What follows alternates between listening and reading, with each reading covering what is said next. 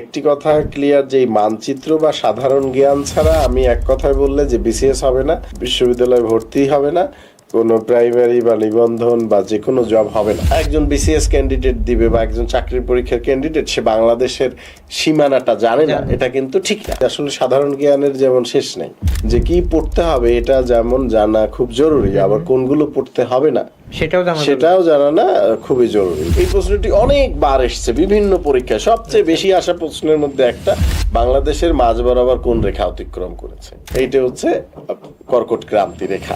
সালাম আলাইকুম। আজকে আমাদের নতুন পডকাস্ট এবং ডিজিটাল এমসিকিউর পক্ষ থেকে আজকে আমাদের সাথে আছে জাহিদ সোহেল স্যার। স্যার আপনার সম্পর্কে একটু এক্সপ্লোর করেন। ধন্যবাদ নাসিম। আমি মোহাম্মদ জাহিদুল ইসলাম, জাহিদ সোহেল এই নামেই আমার যে মানচিত্র বা আমার যে বই লেখালেখি বা আমার ফেসবুক আইডি এই নামেই চলে, জাহিদ সোহেল নামেই পরিচিত। তো আমি মূলত 31তম বিসিএস এর একজন কর্মকর্তা, শিক্ষক কর্মকর্তা হিসাবে আমি বিসিএস এডুকেশন ক্যাডারে রয়েছি সহকারী অধ্যাপক হিসাবে। আর আমি ঢাকা বিশ্ববিদ্যালয়ে থেকে উদ্ভিদ বিজ্ঞান বিষয়ে স্নাতকোত্তর করেছি 2001 সেশনে। এই আর কি মোটামুটি। আর এই তো বিসিএস বা লেখালেখি, সম্পাদনা বা কিছু গবেষণার কাজে যুক্ত আছি। স্যার আপনি 31তম বিসিএস এর শিক্ষার্থী, রাইট? তো বর্তমান তো 47 আসতেছে। এই যে একটা বিশাল একটা পারাক, এই ওই সময়ের বিসিএস আর এই সময়ের বিসিএস এর মধ্যে পার্থক্যটা কেমন? আসলে বিসিএস এর এই প্রতিযোগিতা সবসময় ছিল, যে সময়ে যেরকম ছিল বা আমাদের আগেও যারা বিসিএস এর শুরুর দিকে, হয়তো এখন তথ্য প্রযুক্তির যুগে এটা অনেক জানে বা আমাদের সময় থেকেই কিন্তু বিসিএস বেশি করে আসতে শুরু করলো। সেই সময় থেকেই প্রতিযোগীর পরিমাণও বাড়তে থাকলো। তো এইটা একটা দিকে পজিটিভ, ভালো যে অনেক মেধাবীরা আসছে, সুযোগ পাচ্ছে। আর আগে আপনি জানেন যে সরকারি চাকরিতে বেতনও খুব কম ছিল, খুব 11,000 টাকা কিন্তু আমরাও শুরু করেছিলাম। তারপরে কিন্তু একটা বেড়েছে, বাড়লেও কিন্তু এখন আবার বেসরকারি জবে তখন কিন্তু অনেক বেশি স্যালারি ছিল। তো তারপরেও সামাজিক অর্থনৈতিক নিরাপত্তা বা সবার যে সামাজিক গ্রহণযোগ্যতা, চাকরির স্থায়িত্ব, সেক্ষেত্রে সবাই কিন্তু এখন বিসিএস এর দিকে ঝুঁকছে। তো সুতরাং এখন প্রতিযোগিতাটা আরো বাড়ছে এবং বিসিএস তো একটা মেনিয়া হিসাবে হয়ে গেছে। যদিও এটা এত ঠিক না, এটা একটা জবই, এটা একটা জবই। আর মানুষ চাইলে কিন্তু আমাদের দেশে কিন্তু কোনো হাইপ আছে যে না, হ্যাঁ, কিন্তু এই জায়গা থেকে মানুষের এবং মানুষ সুইসাইড করতেছে, আত্মহত্যা করছে। তো সেরকম কিছু না আর কি, একটা জব কিন্তু সব মিলে 40-50 হাজার টাকা বেতন আসে, যদি একটা পর্যায়ে এটা হয়তো একটা স্থায়িত্ব থাকে বা অনেক সুযোগ সুবিধা পাওয়া যায়, সোশ্যাল স্ট্যাটাস। কিন্তু এই জায়গা থেকে মানুষকে, হ্যাঁ ঠিক আছে, জবের জন্য প্র্যাকটিস চর্চা করুক বা এখানে আসুক, মেধাবীরা এখানে আসুক, দেশকে এগিয়ে নিতে হলে সেক্ষেত্রে এই বিসিএস প্রতিযোগিতাপূর্ণ হোক। তো সেই ক্ষেত্রে আমি বলবো যে এখনো প্রতিযোগিতাটা আরো একটু বেশি বা অনেক বেশি পরিমাণে প্রতিযোগিতাটা হচ্ছে। তো সেই কারণে প্রস্তুতিটা ভালো হওয়া উচিত। আগেও যারা ভালো প্রস্তুতি নিয়েছে তাদেরই হচ্ছে। তো সেই জায়গায় একই রয়েছে যে এখনো যারা ভালো প্রস্তুতি নিবে তাদেরই কিন্তু বিসিএস হবে। এখানে রিসেন্ট একটা প্রশ্ন করি। এখন তো বয়স বাড়া নিয়ে বেশ একটা আছে, এটা আবার কোশ্চেনটা একটু সেনসিটিভও, দেখা যায় কোনো পক্ষ পজিটিভলি আবার কোনো পক্ষ নেগেটিভলি নিবে। তো স্যার একটু যদি আপনি কোন পক্ষে আছেন এবং ওই পক্ষে একটা যুক্তি দেন যে আসলে কেন ওইটা উচিত বা উচিত না। এটা আসলে উভয় পক্ষেরই কিন্তু যুক্তি আছে বা যৌক্তিকতা চেয়েছে। একটা সময় কিন্তু বিশ্ববিদ্যালয়গুলোতে যে এরশাদের আমল বা তার আগে পরে হরতাল অবরোধ প্রচুর পরিমাণে ছিল এবং তখন কিন্তু সেশন জট ছিল। তো সেই জায়গা থেকে কিন্তু অনেকটা এখন সেশন জট কমে গেছে। তো সেই জায়গায় অনেকে কিন্তু তখন পাশ করে বেরোইতে নিয়ে গান বাজনা অনেক কিছু, কবিতা লেখা হয়েছে সেই সব আমলে 90-এর দশকে বা তারপরেও, যে 8-10 বছর লেগে যেত, 27-28 বছর লেগে যেত, সেই তুলনায় কিন্তু এখন হচ্ছে না। আবার আগে যেমন একাডেমিক পড়াশোনাটা শেষ করেই হয়তো বিসিএস বা জবের প্রস্তুতি নিত, এখন কিন্তু জবের প্রস্তুতি ফার্স্ট ইয়ার সেকেন্ড ইয়ার বা থার্ড ইয়ার থেকেই অনেক শুরু নিচ্ছে। করে দেয়। হ্যাঁ, তো সেই ক্ষেত্রে যারা আসলে এই দিকটা আসতে চায় তারা কিন্তু আগে থেকেই প্রস্তুতি নিচ্ছে। তো এই দিক থেকে বয়সের জবের সেই দৃষ্টিকোণ থেকে জবের ঢোকার বয়স বাড়ানোর আমি পক্ষপাতিত্ব না। আচ্ছা। কারণ যদি বিসিএস দিয়ে ঢুকতে হয় যে ঠিকঠাক মতো পড়াশোনা করবে, আমি মনে করি 1-2 বছর বা টানা 2 বছর যদি সে বিসিএস এ যে ধরনের প্রশ্ন আসে, টানা 2 বছর যদি হার্ডওয়ার্ক কেউ করে সে পারবে, এবং সে কিন্তু ভালো করেই পারবে এবং প্রথম দিকে চলে আসবে। আর যে ওই 2-3 নৌকায় দিয়ে চলবে সে আসলে ওই দিয়েই যাবে, কিন্তু সিরিয়াসলি দিলে প্রথমেই হয়ে যায়। কিন্তু উন্নত বিশ্বে বা বিভিন্ন দেশে যে চাকরির জব কিন্তু উন্মুক্ত, সেক্ষেত্রে আমি যেরকম জব চাই সেক্ষেত্রে বিশ্ববিদ্যালয়ের জবে যেমন অ্যাসিস্ট্যান্ট প্রফেসর পদে নিয়োগ হয় বা অন্যান্য পদে নিয়োগ হয়, তো সরকারি বেসরকারি বিভিন্ন জবে থাকে।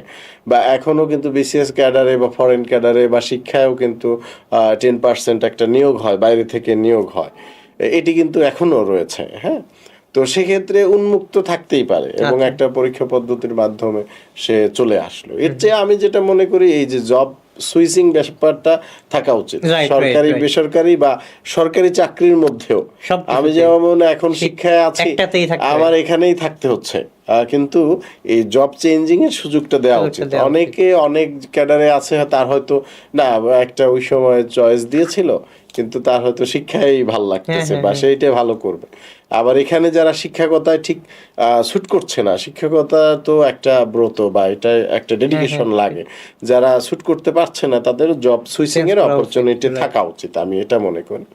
তো আমি যেটি স্ট্যাটাসে বলেছি আসলে 32 হয়েছে, কিন্তু সাথে যেটা 3বারের একটা ব্যারিয়ার দিয়েছে, তো এই 3বার আসলে ভালো করে পরীক্ষা দিলে 3বারের মধ্যে হওয়া উচিত। আর যার হবে না সে আগে থেকেই অন্য জব বা অন্য উদ্যোক্তার দিকে চলে যায়, অনেক রকম অপশন আছে। তো সেই ক্ষেত্রে কিন্তু ব্যবসা বাণিজ্য উদ্যোক্তা হওয়া এই জায়গাটায় যেতে পারে, বা কৃষির ক্ষেত্রেও যেতে পারে, যে কোনো কাজই কিন্তু ছোট না। কিন্তু আমরা আসলে বাংলাদেশের বাস্তবতা সমাজে এখনো এই সরকারি চাকরি বা একটা চাকরির বাইরে ভাবতে পারছে না।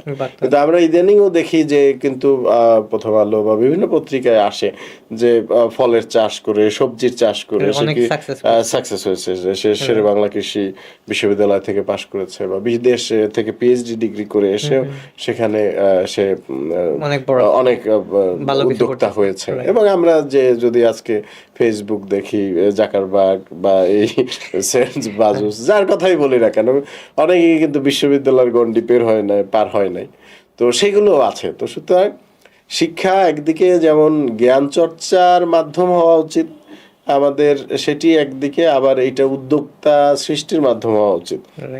এখন সবাই উচ্চশিক্ষায় গড়ে যাচ্ছে এবং সেখান থেকে আবার সবাই এখানে 1,500-2,000 পদের জন্য 3-4 লাখ আবেদন করছে, বা 200 পদের এগেনস্টে 2 লাখ আবেদন করছে। তো এইগুলো তো হওয়া ঠিক না, যে এই বিষয়গুলো সরকারের ভেবে দেখা উচিত। এবং এই যারা বিসিএস দিবে বা এই ক্যান্ডিডেটদেরও ভাবা উচিত। হ্যাঁ, এটা আমি মনে করি যেমন সেনাবাহিনীতে যাচ্ছে, ইন্টারমিডিয়েটের পরেই কিন্তু যাচ্ছে, সেখান থেকে তারা কিন্তু গ্রাজুয়েশনটাও হচ্ছে এবং তারা তাদের মতো নিচ্ছে। তাহলে এখানে এত ভ্যারাইটি সাবজেক্ট, এবং ইদানিং ডাক্তাররা বুয়েটের থেকে যারা পাশ করছে, বিভিন্ন সাবজেক্টে পাশ করছে, তারা সব দিদারছে বিসিএস দিতে যাচ্ছে, প্রশাসন হবে, পুলিশ হবে। তো এইখানে নিশ্চয়ই হ্যাঁ, এবং নিশ্চয়ই এখানে গোড়ায় গলদ আছে কোনো এক জায়গায়। তো আমার মনে হয় যারা এরকম বিসিএস দেবে বা তাদেরকেও আরো আগেই বিজ্ঞান চুজ করে তাদেরকে সেই তুলনায় সেই দিকে নিয়ে যাবে, যে বা ফরেন ক্যাডারে যাবে, তার পড়াশোনা যদি সেই আগে থেকেই সেই সিলেবাস সেইভাবে হয়, তাহলে সে কিন্তু আরো কূটনীতির ক্ষেত্রে অনেক ভালো করবে। আর যদি সে অ্যাডমিনের ক্ষেত্রে যারা আসবে তারাও যদি সেই রিলেটেড পড়াশোনা থাকে বা 4 বছর 6 বছরের কোর্স সেভাবে পড়ে, সেটা কিন্তু ভালো হতে পারে। তো এই জায়গাটায় কিন্তু সেক্ষেত্রে আবার একটা লিমিটেশন হয়ে যায় না, যে উন্মুক্ত যে প্ল্যানটা বলছেন শুরুতে। হ্যাঁ, এটা হচ্ছে একটা হচ্ছে তারা এইচএসসির পরেই অনার্স কোর্সের আচ্ছা, আচ্ছা, আগেই আচ্ছা, ওই ওই বিষয়টা রকম pick করবে। যেমন আইএসএসবি সহ তাদেরকে নেয়া, এবং ইদানিং এই জায়গাটা আচ্ছা আচ্ছা, মানে আর্মিতে আগে যেমন হচ্ছে সে নিয়োগ হয়ে যাবে, হ্যাঁ, তারপরে তাকে হচ্ছে ট্রেনিং দেওয়া তাকে হবে, এই 4-5 বছর ধরে ট্রেনিং দেওয়া হবে দিবে যে এবং তুমি যেই ক্যাডারে সেই যেতে। সুনির্দিষ্ট আচ্ছা। ক্যাডার ভিত্তিক পড়াশোনা আচ্ছা করানো আচ্ছা হবে। আচ্ছা, হ্যাঁ হ্যাঁ, এটা তাহলে ভালো। তার জন্য আরো বেশি জানাশোনা জানা জ্ঞান, সুযোগ কারণ হলো। এখন তো এই আজকালকার যুগে তো সেই আমাদের যেমন রাষ্ট্রবিজ্ঞানেরও জনক, জীববিজ্ঞানেরও জনক হ্যাঁ, অ্যারিস্টটল। Aristotle। তো আজকে তো এই একাধিক না, বিষয়ের না, জনক হওয়া সম্ভব না, একদম স্পেসিফিক হয়ে গেছে, স্পেশাল হয়ে গেছে। সুতরাং আপনার কূটনীতির ক্ষেত্রে হোক বা এই যে রাজনীতির ক্ষেত্রে হোক, আজকে আমরা ভারত দেখছি বা যদি যুক্তরাষ্ট্র দেখি, রাশিয়ার সাথে যে চুক্তিগুলো হচ্ছে, প্রোটোকলগুলো হচ্ছে, তাহলে সেই জায়গাটায় আমাদের ক্যান্ডিডেটরা কতটুক বিট করতে পারছে। Exactly। তাহলে তার যদি সেই জায়গাগুলোতে অনেক বেশি পড়াশোনা না থাকে, হঠাৎ করে একজনকে পররাষ্ট্র সচিব করে দেওয়া হলো, বাণিজ্য সচিব করে দেওয়া হলো, বা এইখানে দেওয়া হলো, তিনি সাইন করতেছেন বা ওই সেক্টরে যারা আছে, তাহলে এটার জন্য এটা হচ্ছে দেশ ক্ষতিগ্রস্ত হয়। right। তো আমি মনে করি সেক্ষেত্রে যে বয়সের যেমন আগে ভাগেই চুজ করে দেওয়া উচিত, আবার উন্মুক্ত থাকা উচিত এই সেক্টরের যে এক্সপার্ট Right। সে যেন আসতে পারে। Right right. যে বিভিন্ন গ্রেডের যে থাকে, এখানে নবম যেটা- গ্রেড, ষষ্ঠ গ্রেড, থার্ড গ্রেড, তখন উন্মুক্ত প্রতিযোগিতার মাধ্যমে আসবে। Right, right। আবার ক্যাডার গুলোর মধ্যে ওই পরীক্ষাগুলো উন্মুক্ত থাকা উচিত। আমার শিক্ষা থেকে যেন আমি সেখানে ফাইট করতে অন্য পারছি, ক্যাডার দেওয়া যাইতে অন্য ক্যাডার থেকে যেন সেখানে যেতে পারে, সেই ক্যাডার থেকে যেন এখানে আসতে পারে। আলাদা একটা ওইখানে তাহলে কি competition একটা চালু করা। ইতিবাচক প্রতিযোগিতা হবে, এবং প্রতিযোগিতার মাধ্যমে আমরা বা মেধাবীদের, সর্বোচ্চ মেধাবীদের পাবো, এবং তারা তো দেশের জন্যই কাজ করবে। রাইট। এই স্যার আপনি যে 10% কথা বলছেন, ওই 10% সম্পর্কে দেখা যায় অনেকে জানে না, ওই সিস্টেমটা নিয়ে আইডিয়া নেই, এটা নিয়ে একটু যদি আরেকটু ডিটেইলসে বলেন। এটা হচ্ছে যেমন শিক্ষা ক্যাডারে হয় যে একটি অর্থাৎ যে 10% কোটায় এই যে ক্যাডারের কিন্তু বিশেষ বাইরে থেকে আনার একটা নজির আছে। আচ্ছা। যারা পিএইচডি করে আসে বা এরকম, তখন কিন্তু এখানে ক্যাডারে আসে। আমরা সর্বশেষ দেখেছি কোন কোন 71 টিভির যেমন ওই যে ফারজানা কি একটা নাম, আচ্ছা। 71 টিভির উনি সাংবাদিক ছিলেন, সিনিয়র সাংবাদিক, উনি কিন্তু সরাসরি ওই যে ফরেন ক্যাডারের জব নিয়ে উনি চলে গিয়েছেন। আচ্ছা। তো এটা হচ্ছে সরকার চাইলে ওইটা একটা বিশেষ কোটা থাকে, 10% সেখান কোটা থেকে থেকে যে কোনো ক্যাডারে জয়েন যে কোনো করতে পারে। ক্যাডারের থেকে এরকম সব ক্যাডারই আছে কিনা আমি একদম নিশ্চিত নই, তবে পরে নিয়ে আসি। অধিকাংশ জায়গাতে এরকম একটা পার্শ্ব প্রবেশ এটা রয়েছে। এটা দেশের প্রজাতন্ত্রের ক্ষেত্রে একদিকে ভালো, আবার শিক্ষা সহ অন্য জায়গায় এগুলো নিয়ে যারা ক্যাডারে আছেন তাদের একটা অস্বস্তিও আছে। দুই দিকেই একটা, প্রত্যেকটা জিনিসেরই কিন্তু পজিটিভ নেগেটিভ নেগেটিভ থাকে। আছে, হ্যাঁ। যারা দীর্ঘমেয়াদে এখানে ছিলেন, তো পার্শ্ব প্রবেশ তারা করে একটা সুযোগ তারা না আবার দিয়ে। সিনিয়রিটি সহ নিয়ে যায়, তো সেক্ষেত্রে কিছু অস্বস্তি বা বিকল্প আছে। আচ্ছা আচ্ছা। তো এই জায়গাটা, তো আমি এই জায়গায় যেটি প্রশ্ন ছিল যে 32-এর এই বিষয় বয়স বাড়ানো হয়েছে, বয়স এটা হোক বা বাড়ুক, তাতে কোনো আপত্তি নেই, কিন্তু যারা বিসিএস দেবে সিরিয়াসলি যেন তারা নেয়, তারা যেন সিরিয়াসলি পরীক্ষা দেয়, এবং পরীক্ষাটা না দিলে হয় কি, এক পড়া তাকে বারবার পড়তে হচ্ছে, এবং এক পড়া তাকে একাধিকবার ওই ডেটাগুলো মুখস্থ করতে হচ্ছে, নিজেও পাজলড হয়ে যাচ্ছে। সুতরাং সে যদি প্রথমবারেই এই ডাটাগুলো মুখস্থ করে ভালো করে পরীক্ষা দেয়, আমার মনে হয় যে ওই 1-2-3-এর মধ্যেই হয়ে যাবে। তো এটি নিয়েও হয়তো এটার জন্য কিছু স্ট্র্যাটেজি থাকা দরকার, স্ট্র্যাটেজি থাকা দরকার। আবার এটাও বিষয় যে কেউ হয়তো এই একটা বিসিএস হচ্ছে 3-4 বছর লেগে যাচ্ছে। লাস্ট যেটি 43 বিসিএস, এটি 20 নভেম্বর 2020 সালে সম্ভবত 30 নভেম্বর 2020 সালে সার্কুলার হয়েছিল, যেটি তাদের এই মাসে নিয়োগ হওয়ার কথা ছিল, সেটি আরো পিছিয়ে 25 সালের 1 জানুয়ারি হচ্ছে। তার মানে 4 বছর প্লাস। এর মধ্যে উনি তো জানে না আসলে ক্যাডার হতে পারবে কিনা, আবার ক্যাডার হওয়ার পরও দেখা যাচ্ছে যে এই রাজনৈতিক বিবেচনা বা যে কোনো কারণে তাকে হয়তো নিচ্ছে না। হ্যাঁ, তো ফাইনালি সুযোগ পাওয়ার পরও নিচ্ছে না, তাহলে সেক্ষেত্রে তো কোনো মানুষই কোনো জায়গায় নিশ্চিত না যে সে পারবে। তো সেক্ষেত্রে প্রিলি দিয়েই কেউ বাদ হয়ে যাচ্ছে, কেউ রিটেন দিয়ে বাদ হয়ে যাচ্ছে, কেউ ফাইনালে আসলো। কিন্তু একবারেই সে ক্যাডার পাবে বা মন মতো ক্যাডার পাবে সেটি কিন্তু সম্ভাবনা বোঝা খুবই যাচ্ছে কম। না। আবার এই আন্ত ক্যাডার দেখেন, এখানে প্রায় মাত্র 1,500, 2,000 বা 2,500 ক্যাডার অফিসার নিচ্ছে সারা বাংলাদেশের জন্য। তো তারা কিন্তু ক্যাডার শব্দের অর্থই হচ্ছে প্রশিক্ষিত একটা বাহিনী বা দক্ষ একটা কর্মী, এটা সমান নয়। তো সেই সারা দেশের এত প্রতিযোগিতার মাধ্যমে 2,000 মাত্র লোক নেওয়া হয়, সেই 2,000 অফিসারকে প্রপার যে তাদেরকে প্রশিক্ষণ এবং প্রপার দেশের কাজে লাগানো এবং তাদেরকে সেম সুযোগ সুবিধা সেটাই দিতে পারছে না। এই বাকিদের একটা দুইটা ক্যাডারের সাথে বাকি ক্যাডারগুলোর সাথে আকাশ পাতাল তফাৎ।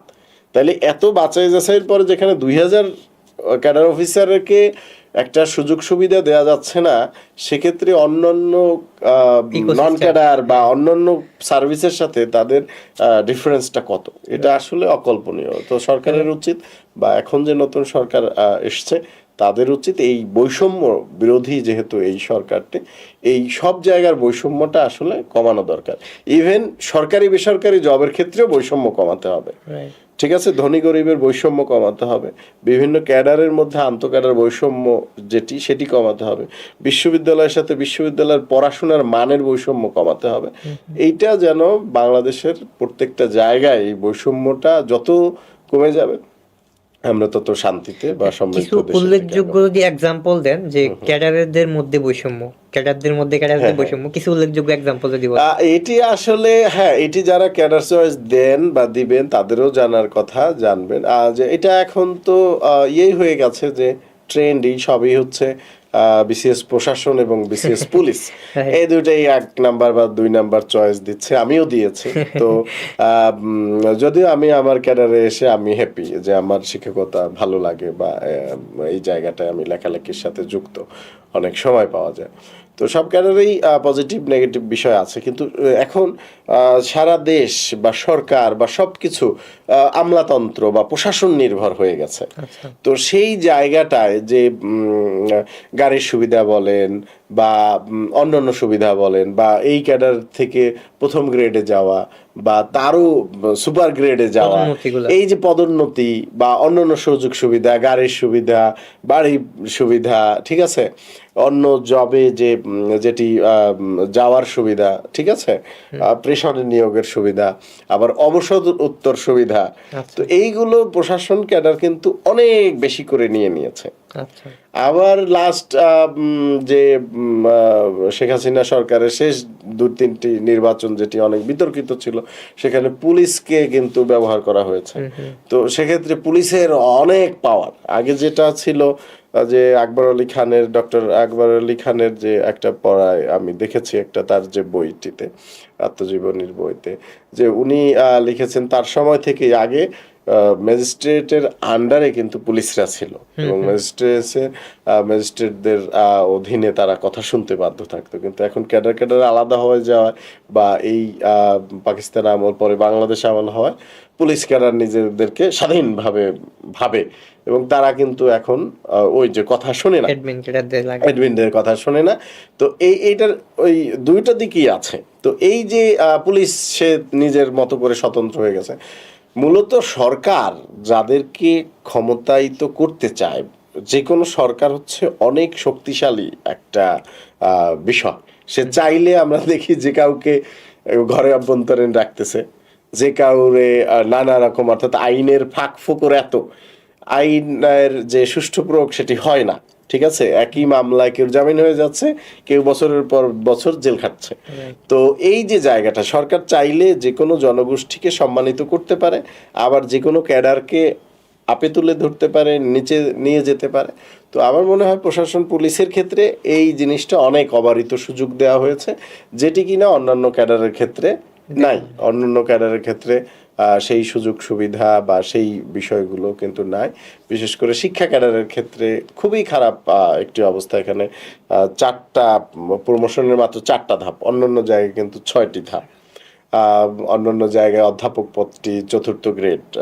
আজকে কৃষিবিদ যেমন কৃষি বিশ্ববিদ্যালয়গুলোতে বা কৃষি ক্যাডারে বা এই যে ডাক্তারদের, কিন্তু এখনো এখানে শিক্ষা ক্যাডার কিন্তু 4র্থ গ্রেড, এই 3য় গ্রেড মামলার রায় পাওয়ার পরও সেটি কিন্তু এখনো 3য় গ্রেড।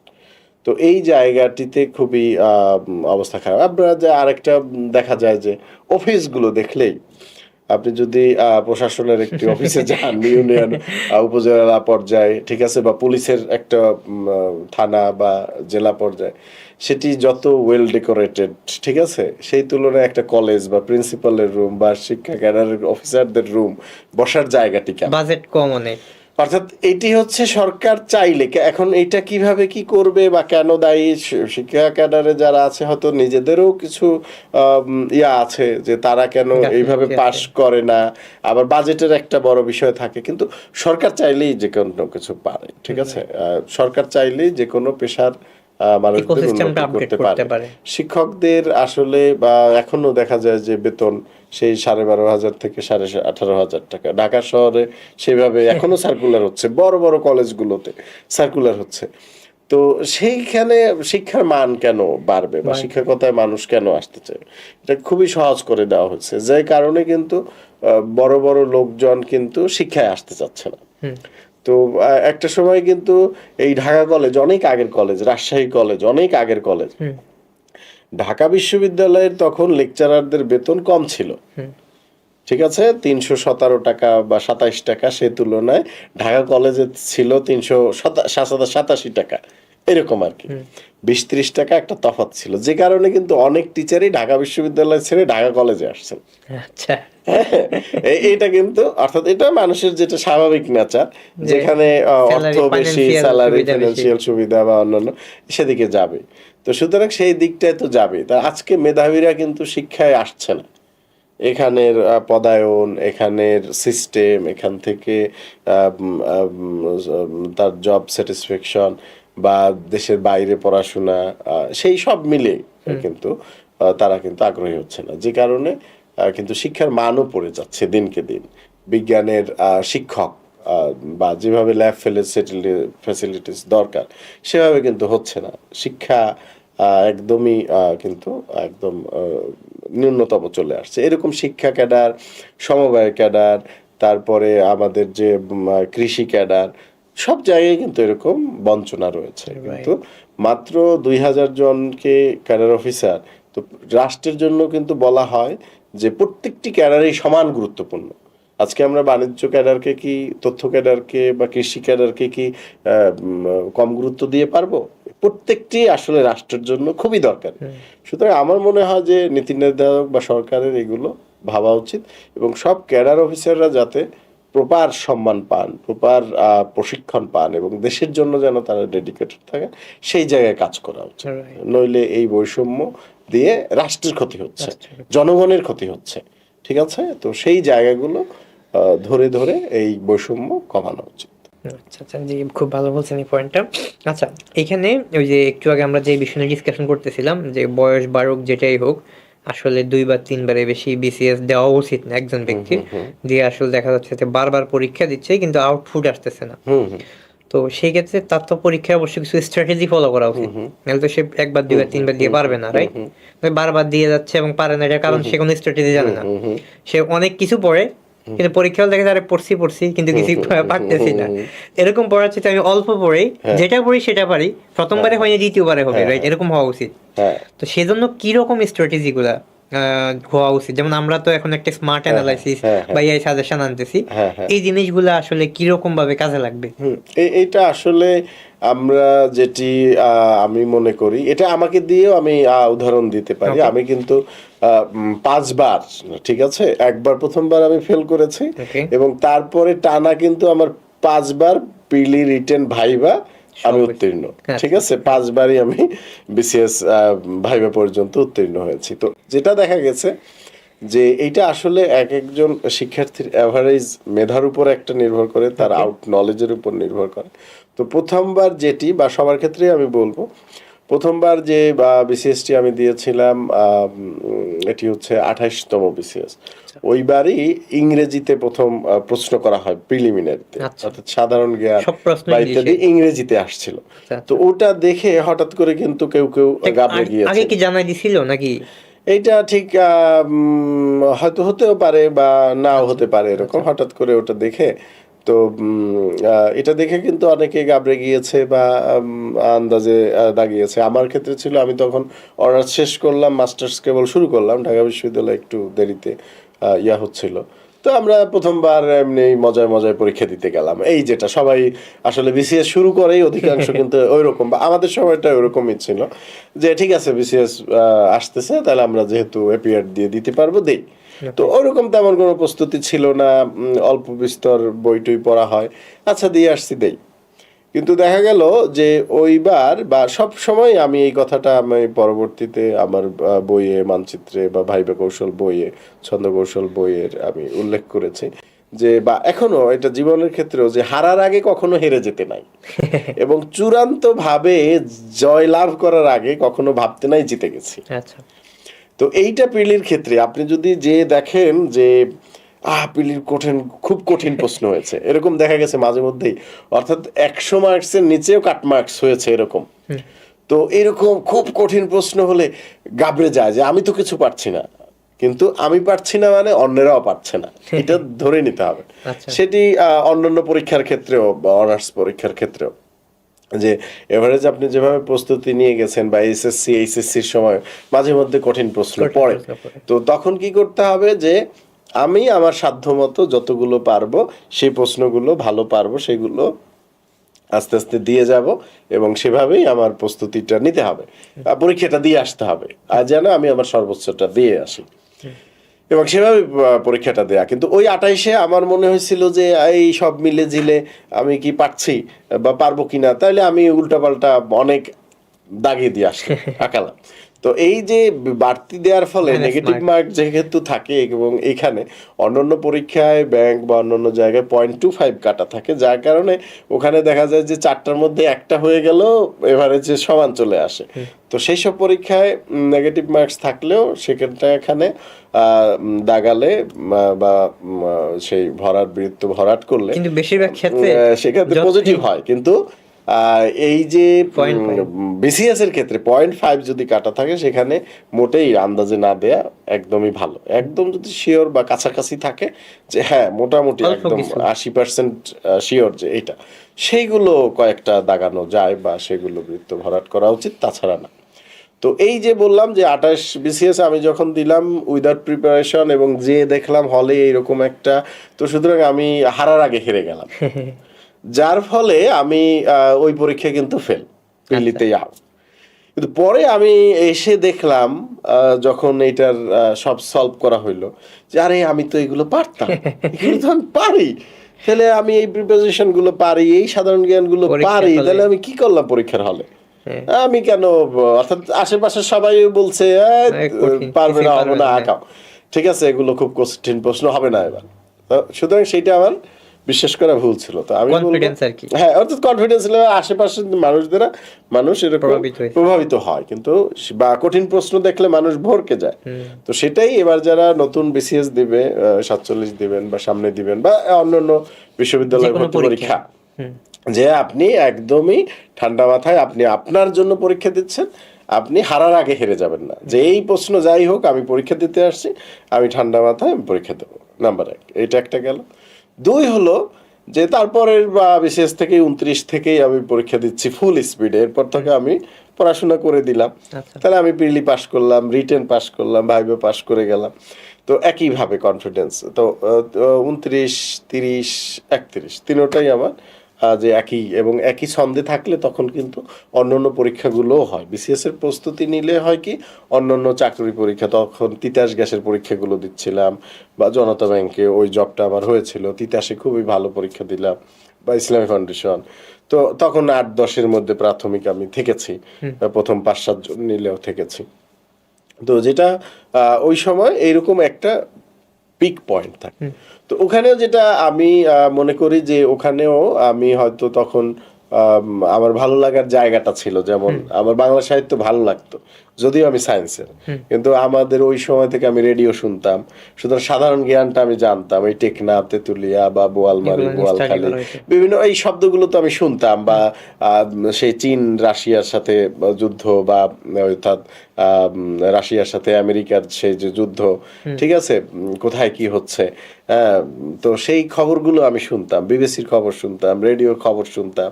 তো দেশের এই বিষয়গুলো, আমার সাধারণ জ্ঞানগুলো কিন্তু আমি ছোটবেলা থেকেই স্ট্রং ছিল। তো সেই সাধারণ জ্ঞানে আমি সবসময় ভালো করতাম। দুই, বাংলা সাহিত্যে আমি ভালো করতাম, ঠিক আছে, রবীন্দ্রনাথের সব উপন্যাসগুলো আমার পড়া ছিল। তো এই জায়গাটায় আমি বাংলায় কিন্তু আমাদের সময় তো 100 মার্ক ছিল 20 করে, বাংলায় আমি 20-এ 20 পেয়েছি। আচ্ছা। হ্যাঁ, যদিও আমি সায়েন্সের ছাত্র, বা সায়েন্সে আমি পড়িয়েছি পিলি, কিন্তু সায়েন্সে আমি 20-এ 20 পাইনি, হয়তো সেখানে 17-18টা পর্যন্ত পেয়েছে। তো বাংলায় আমার 20-এ 20 হয়েছিল একাধিক সম্ভবত পরীক্ষায়। তো তারপরে সাধারণ জ্ঞানে আমি হয়তো 40-এ 35, 36, 37 আমি পেরে যেতাম।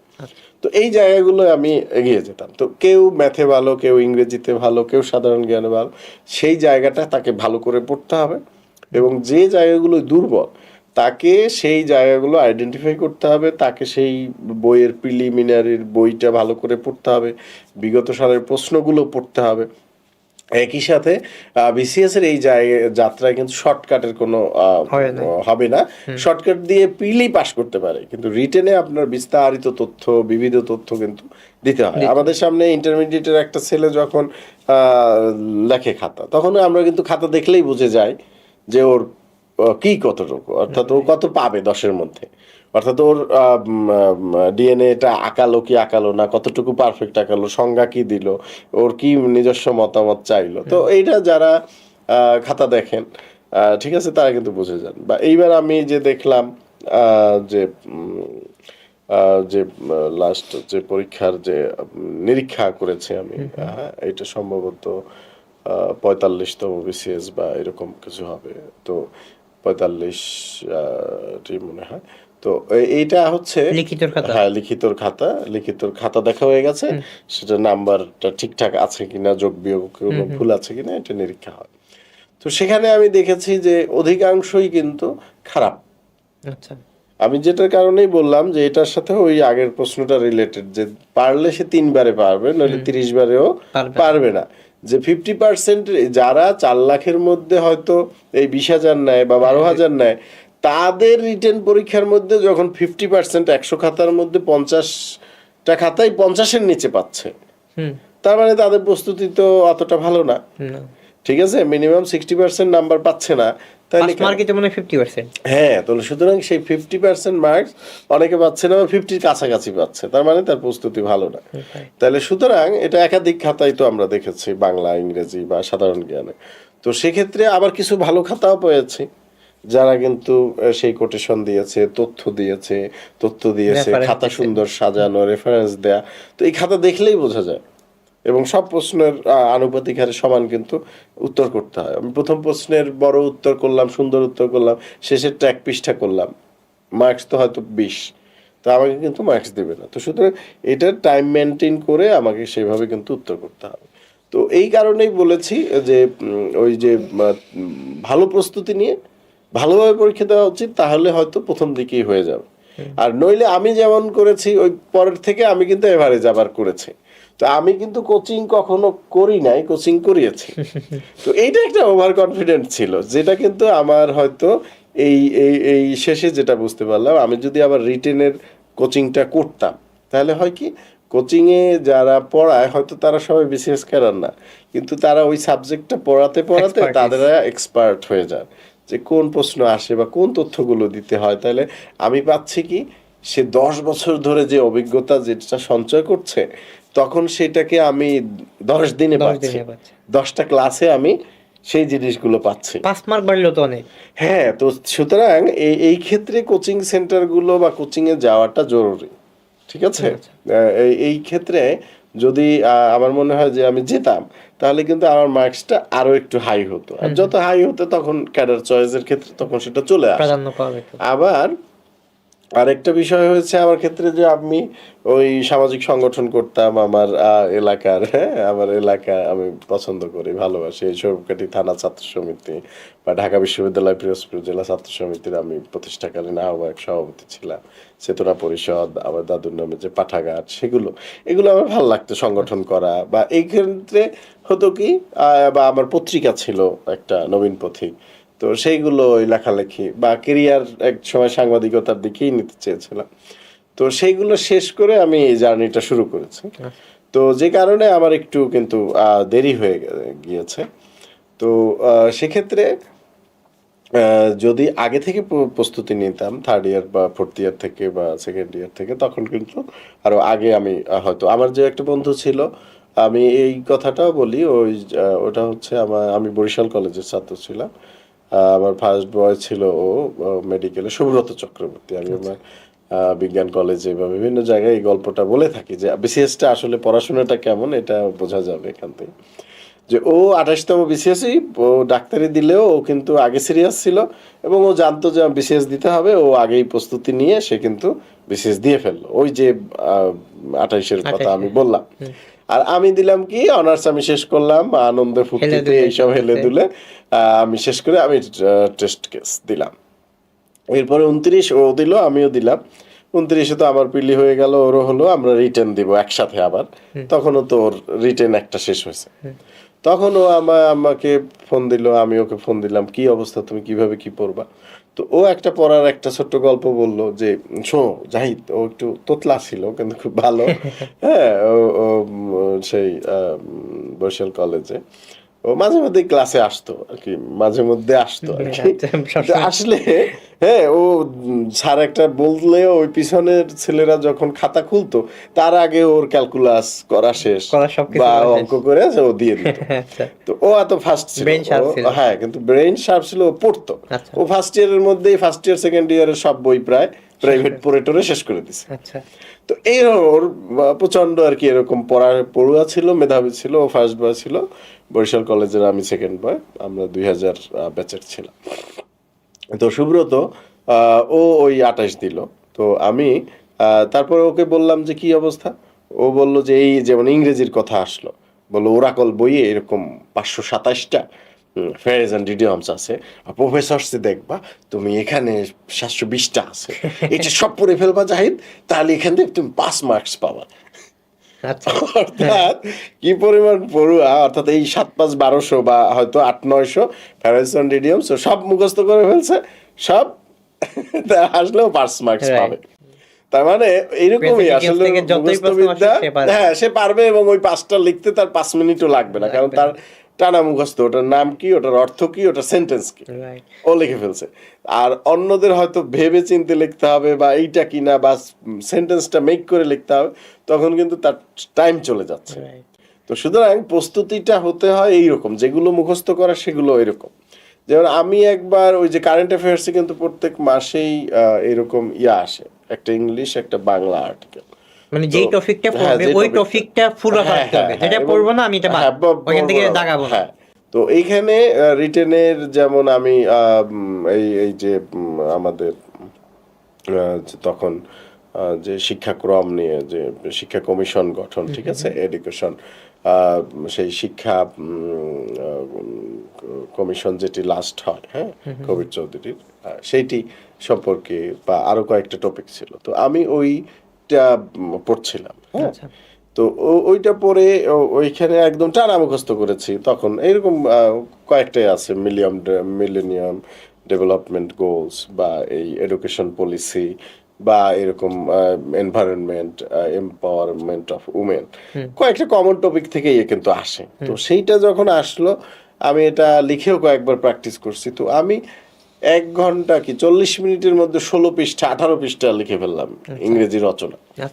অর্থাৎ টানা মুখস্থ থাকলে আমি আমার মতো করে লিখে দিই, তাহলে আমি ফ্লুয়েন্ট। যখন এই লিখলাম, আমি তথ্য সমৃদ্ধ লিখলাম, তখন তো আমাকে ওই রচনায় 30 থাক বা 40 থাকলে তার আমাকে 20, 25, 30 দিয়ে দিবে।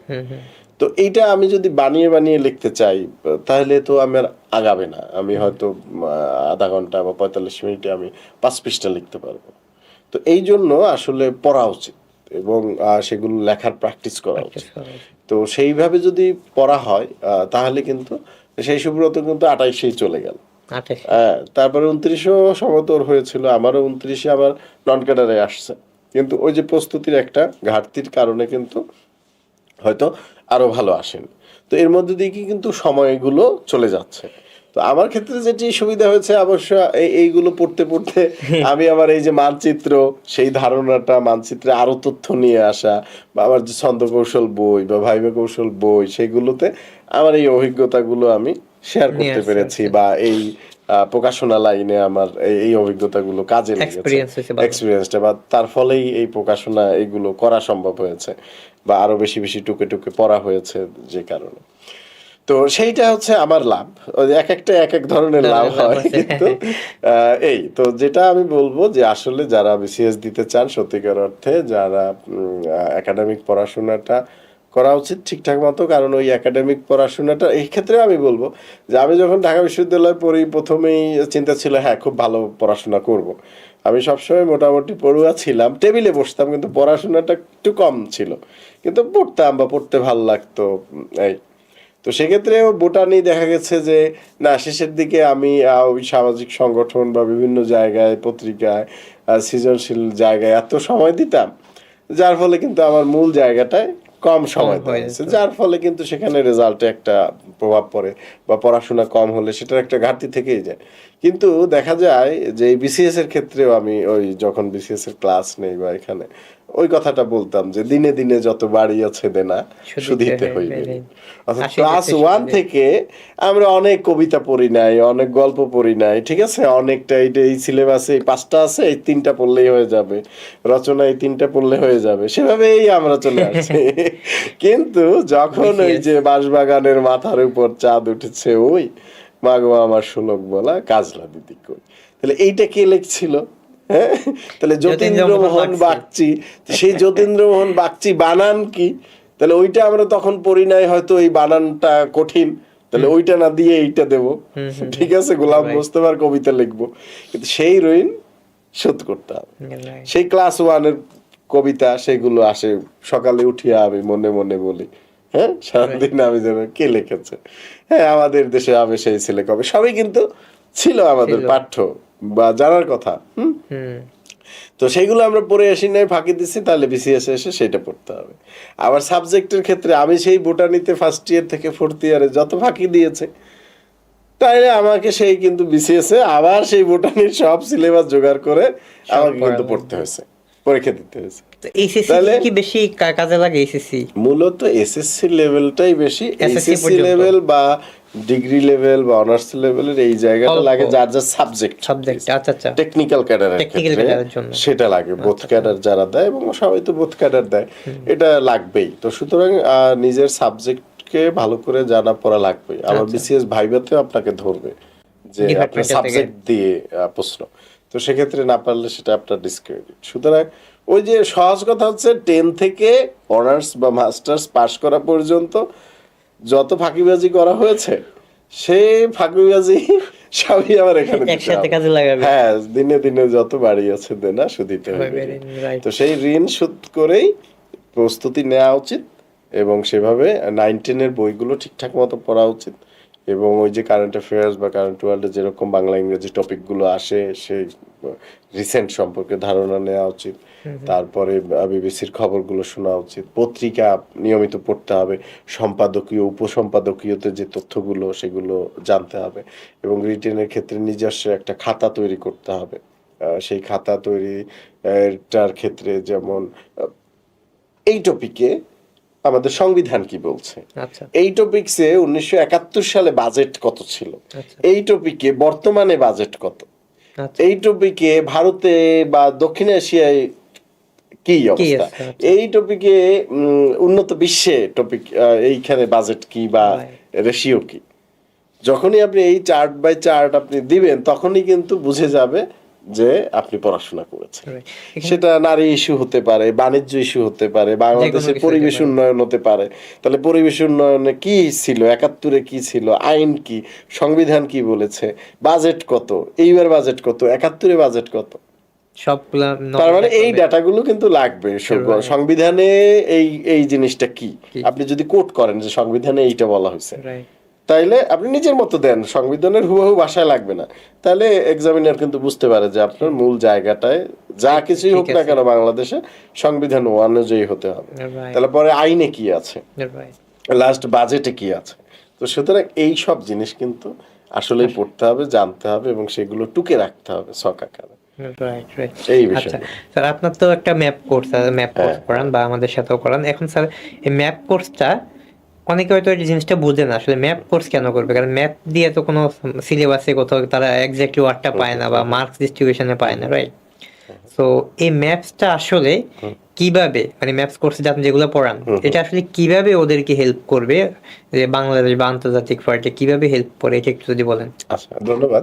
আসলে মানচিত্র আমি আজকের লাইভেও বলেছি বা সবসময় বলি যে একটি কথা ক্লিয়ার, যে মানচিত্র বা সাধারণ জ্ঞান ছাড়া আমি এক কথায় বললে যে বিসিএস হবে না, বিশ্ববিদ্যালয়ে ভর্তি হবে না, কোনো প্রাইমারি বা নিবন্ধন বা যে কোনো জব হবে না, এটা একটা কথা। এটা বোঝা যেতে পারে স্যার এটা কি আপনি মানচিত্র বিক্রি করার জন্য বলছেন, যে আসলে সেটা না। যে আপনি খুঁজে দেখবেন যারাই বিসিএস হয়েছে বা যারাই বিশ্ববিদ্যালয়ে, ঢাকা বিশ্ববিদ্যালয় সহ ভালো ভালো বিশ্ববিদ্যালয়ে ভর্তি হতে পেরেছে, বা যে ডি ইউনিট বা এই দিকটার কথা বলছি, সাধারণ জ্ঞানে ভালো করতে পেরেছে, চাকরিতে সবারই কিন্তু মানচিত্র আছে বা মানচিত্র সম্পর্কে একটা সুস্পষ্ট বেসিক সুন্দর ধারণা আছে।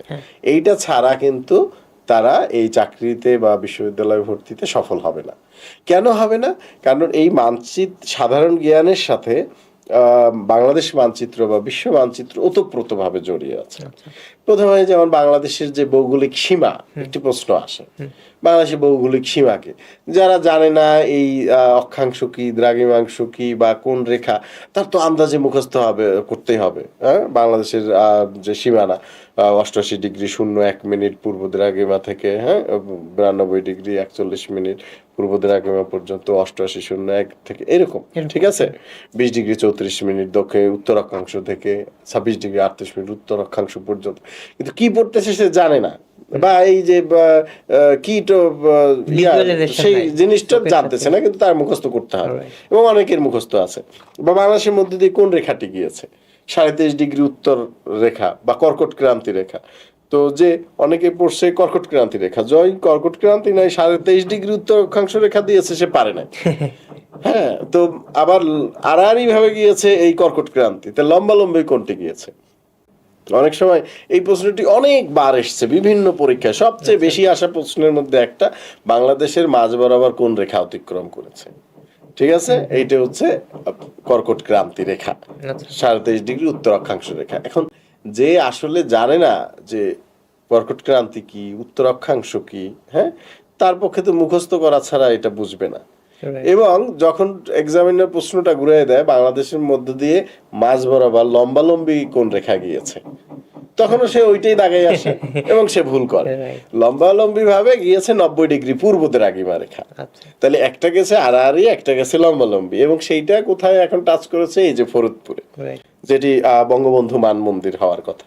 তাহলে এইটার সাথে আবার রিলেটেড বাংলাদেশের সবচেয়ে উপরে কোথায়, এই যে পঞ্চগড় জেলা, টেকনাফ থেকে তেতুলিয়া, এই যে তেতুলিয়া বাংলা বান্ধা, তাহলে সেখানে সর্বশেষ পয়েন্টটা কত, সেটাই হচ্ছে বাংলাদেশের এই যে জায়গিরজোত 2034 থেকে 2638। এখন বাংলায় প্রশ্ন আসে যে সর্বোচ্চ উত্তরের জেলা কোনটা বা উত্তরের রিয়া কোনটা, তাহলে উপরের দিক যে উত্তর, এটি অনেকে জানে না। আবার মানচিত্রের দক্ষিণ সবসময় দক্ষিণে বঙ্গোপসাগর। তাহলে এই যে যদি প্রশ্নটা ঘুরে আসে যে 20°34' উত্তর অক্ষাংশ থেকে 26°38' উত্তর অক্ষাংশ, যে 26°38' উত্তর অক্ষাংশ বাংলাদেশের কোন জায়গাটির মান যদি দেয়, জায়গিরজোত, সেন্ট মার্টিন, সেরাদ্বীপ, এদিকে দিল মোনাকাশা, ঠিক আছে, ওদিকে দিল পূর্বে বান্দরবন, ঠিক আছে, থানসি, আখাইনঠক, তখনই কিন্তু সে আর পারবে না যে আসলে কি, সে তো পড়ছে উত্তরে, বা বাংলাদেশের মানুষ সে জানে 2034, 2638, তো এই 2638ই যে বাংলাদেশের সবচেয়ে উপরের যে জায়গিরজোত গ্রাম সেটি, বা সর্বোচ্চ দক্ষিণের যে জায়গাটি সেরাদ্বীপ, সেরাদ্বীপের মানেই যে 20°34' উত্তর অক্ষাংশ। তো প্রশ্নকর্তা একটু ঘুরিয়ে দিলেই সে কিন্তু জানা জিনিস, মুখস্থ জিনিস সে কিন্তু বুঝতে পারবে না। এই আবার এই বাংলাদেশের সাথেই যে দুইটা, অর্থাৎ ভারতের একটা, মিয়ানমারের একটা, কোথায়, রাঙামাটির সাথে, এই দুইজনের সাথে, তাহলে এখন যদি আমি মানচিত্র দেখে পড়ি যে এই রাঙামা বা কিছু ছন্দ কৌশল, যেমন আমার এটা যে রাঙামা দুইজনার বড়, এই প্রশ্নটা সবচেয়ে বেশি আসে যে বাংলাদেশের কোন জেলার সাথে দুইটা দেশের সংযোগ আছে, ঠিক আছে, এটা হচ্ছে রাঙামাটি। তা আমি এটা মনে করেছিলাম রাঙামা, মা দুইজনার হতে পারে, ঠিক আছে, দুই মা থাকতে পারে, তো রাঙামা দুইজনার এবং বড়, সবচেয়ে বড় জেলা এই রাঙামাটি, তাহলে আমার দুইটা হয়ে গেল। তো এইটা যদি আমি দেখে পড়ি তাহলে আমি বুঝবো বিষয়টা। তো এইরকম ইউক্রেন রাশিয়ার সাথে যে যুদ্ধ হচ্ছে, তাহলে কিভাবে হচ্ছে, বা নিজ দিক দিয়ে যে ক্রিমিয়ার সাথে আক্রমণটা হলো, ক্রিমিয়া কেন দখল করতে চায়, বা এই যে মধ্যপ্রাচ্য কিভাবে গাজায় আক্রমণটা হচ্ছে, গাজাটা আসলে কোন পাশে, পশ্চিম তীর আসলে কোন পাশে, ঠিক আছে, পশ্চিমে দেখা যাচ্ছে গাজা, তাহলে পশ্চিমে তো পশ্চিম তীর হওয়ার কথা, কিন্তু সেটা কিন্তু না। তাহলে এইখানে পাশে কোথায় সাগর মহাসাগর আছে, লেবানন কোন দিক দিয়ে আছে, ইয়ে করতেছে, ব্লু লাইন বা গ্রিন লাইন কোথায়, বা ইরান থেকে কিভাবে আক্রমণ করতেছে, হরমুজ প্রণালী কোথায়, এই যে প্রণালীগুলো কোথায়, কেন এই জিনিসগুলো, তো এইটা হচ্ছে কেন বাংলাদেশের সাথে এই ভারতের একটা বন্ধুত্বপূর্ণ সম্পর্ক, চীনের সাথে কেন ভারতের দ্বন্দ্ব, আবার রাশিয়ার সাথে কেন ভারতের বন্ধুত্ব, তো এগুলো সবই হচ্ছে এই জিওগ্রাফি। তো এই জায়গাটা যদি আমি না বুঝতে পারি তাহলে কিন্তু আমি মানচিত্র না বুঝতে পারলে, আমি ভূগোলের ধারণা না থাকলে আমি সাধারণ জ্ঞানেই কাঁচা হয়ে পড়বো। এবং যখনই দক্ষিণ এশিয়া নিয়ে কোনো প্রশ্ন আসে, যখন আমি ছোট করে আমি দক্ষিণ এশিয়া, ভারত একে পাশে এইটা দেখে আমি প্রশ্নের অ্যান্সার করব, তখন কিন্তু এক্সামিনার আমাকে বেশি মার্কস দেবে। বাংলাদেশের যে জলবায়ু বা বাংলাদেশের যে নদী নালা, খাল বিল, বা বাংলাদেশের যে জলজ পরিবেশ, বনজ পরিবেশ ইত্যাদি নিয়ে প্রশ্ন আসে, তখন যদি আমি বাংলাদেশের একটা মানচিত্র এঁকে কোন জায়গায় সেটা হয়, কৃষি পণ্য কোন জায়গায় হয় একটু দাগ দিয়ে দেই, তখন কিন্তু এক্সামিনার মনে করে যে না, he is very much sound about this. তখন কিন্তু এটা কি একটা মানচিত্র দিলে সে সহজে বুঝে যায় যে কোথায় কোথায় হচ্ছে, উপজাতিদের বসবাস কোথায়, বা বাংলাদেশের যে যে এই যে ব্লু ইকোনমি, যে নদী, যে আমাদের যে সমুদ্র বিজয়, তাহলে কিভাবে সমুদ্র বিজয় হলো সেটা যদি আমি ভারতীয় উপমহাদেশ একে আমি দেখাই, কতটুক বাংলাদেশে বঙ্গোপসাগর পড়েছে, কোথায় কি, তো এই জন্য কিন্তু মানচিত্রের এই বিষয়টা খুবই জরুরি। হ্যাঁ, তো আরেকবার প্রশ্ন এসেছিল বিসিএস এ সরাসরি মানচিত্র রিলেটেডই, যে বঙ্গোপসাগরের সীমানা কোনটি। হ্যাঁ, এটি সম্ভবত 31 বা 33 বিসিএস বঙ্গোপসাগরের সীমানা কোনটি। তো এইটি বঙ্গোপসাগরের সীমানা যেটি, সেটি কিন্তু 10 ডিগ্রি চ্যানেলের সাথে সরাসরি ওতপ্রোতভাবে জড়িত। তো সুতরাং আমরা উপরের দিকে বাংলাদেশ, এইদিকে ভারত, এইদিকে মিয়ানমার এবং নিচের দিকে 10 ডিগ্রি চ্যানেল।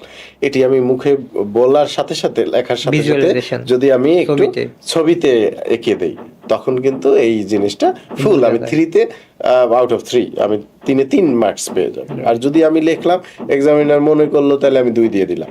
কিন্তু যখন আমি সংজ্ঞা দিলাম, জিনিসটা দিলাম এবং চিত্র এঁকে দেখালাম, তখন কিন্তু আমার কম দেওয়ার সুযোগ থাকে না, বা একটু 1 মার্কস কম দিলেও এক্সামিনার আস্তে আস্তে তার দিকে ঝুঁকে পড়ে একটু বেশি মার্কস দেওয়ার জন্য। তো পৃথিবীটা একটানে গোলে আঁকিয়ে ফেলে আমি উত্তর দক্ষিণ 2 গোলার্ধ ভাগ করে আমি সেভাবে কিন্তু মানচিত্র দেখিয়ে দিতে পারি যে কোনো কিছু। মধ্যপ্রাচ্যের এই জিনিসগুলো, দেশগুলো এক্সাক্ট হতে হবে তা কিন্তু দরকার নাই, কিন্তু এইভাবে যে দেশটা যেরকম, সেই দেশটা সেরকম একটু বোঝানো গেলেই এবং সেইভাবে একটু চিত্র দিয়ে দিলে কিন্তু পরীক্ষায় ভালো মার্কস পাওয়া যায়। এবং একই সাথে প্রিলিমিনারি বা ভাইবা বা যে কোনো জায়গায়, ভাইবাতে তো সরাসরি মানচিত্র ধরেই জিজ্ঞেস করে যে এটা দেখান, ঠিক আছে, বা কোন দেশটা কোথায়, বা কোন মহাসাগর কোথায়, কোন প্রণালীটা কোথায়, সেটা কিন্তু সেভাবে প্রশ্ন আসে। তো সেই জায়গা থেকে অ্যান্ডোরা, এই দেশটি যাদের ফরেন ক্যাডার থাকে চয়েসে, অ্যান্ডোরা কোথায়, তো সবাই কিন্তু স্বাভাবিকভাবে যাদের কম ধারণা, রুয়ান্ডা, বুরুন্ডি, উগান্ডা, আফ্রিকার দিকে খুঁজতে যায়, কিন্তু অ্যান্ডোরা আসলে একটা ইউরোপের দেশ।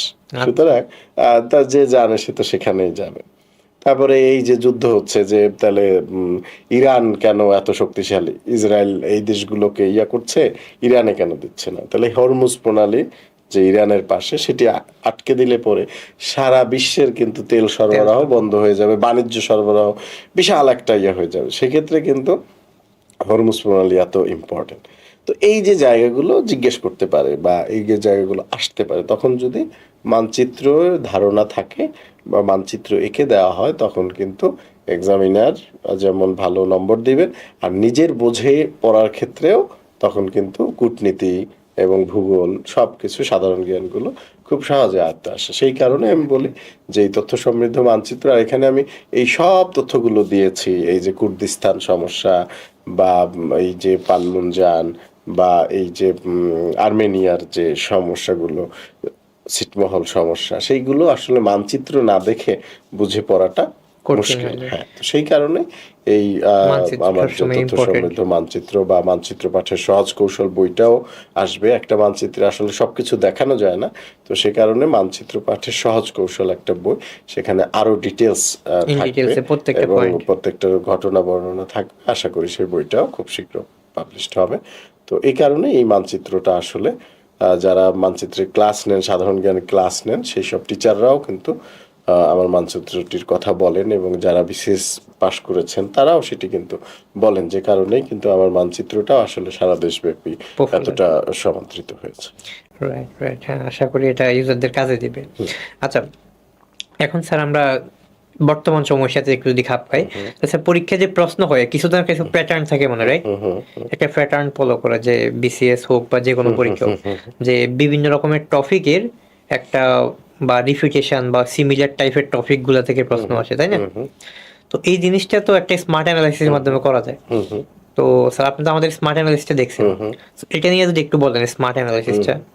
না, সেটা ঠিক। আমি আমার ওই যে ছন্দ কৌশল বইয়েও কিন্তু এটা লিখেছি। আসলে সাধারণ জ্ঞানের যেমন শেষ নেই, আচ্ছা, বাংলার সিলেবাসের শেষ নেই, তো তারপরও একটা সিলেবাস দেয়া থাকে, দেয়া থাকলেও সাধারণ জ্ঞানের বিশেষ করে সিলেবাস শেষ নেই। তো সেই ক্ষেত্রে যে কি পড়তে হবে এটা যেমন জানা খুব জরুরি, আবার কোনগুলো পড়তে হবে না সেটাও জানা না খুবই জরুরি, বা কোন বিষয়ের উপরে আমাকে বেশি এমফাসিস দিতে হবে। আমাকে 100-র মধ্যে 100ই পেতে হবে বা 200-র মধ্যে 200 পেতে হবে, এটা কিন্তু নট নেসেসারি। আমাকে 200-র মধ্যে যেন 150 পাই, তাইলেই আমি কিন্তু অনেক ভালো। হ্যাঁ, যেমন পিলির ক্ষেত্রে কাটমার্ক প্লাস, আবার রিটেনের ক্ষেত্রে আমি যেন ভালো করতে পারি। তো সেইখানে আমাকে সর্বোচ্চটা ধরতে হবে কম সময়ের মধ্যে। তো যে টপিক থেকে বেশি বেশি প্রশ্ন আসে, যেমন এই বললাম যে ভৌগোলিক সীমানা, যে সেখান থেকে এই প্রশ্নটা আসেই যে কর্কট ক্রান্তি রেখা বা মকর ক্রান্তি রেখা, বা বাংলাদেশের উত্তরে কি, দক্ষিণে কি, পূর্বে কি, পশ্চিমে কি। তো এই জায়গাটুকু জানাই লাগবে। যে প্রশ্নটা বারবার আসছে সেটা আবারও বারবার আসতে পারে, কারণ কি একজন বিসিএস ক্যান্ডিডেট দিবে বা একজন চাকরির পরীক্ষার ক্যান্ডিডেট, সে বাংলাদেশের সীমানাটা জানে না, এটা কিন্তু ঠিক না।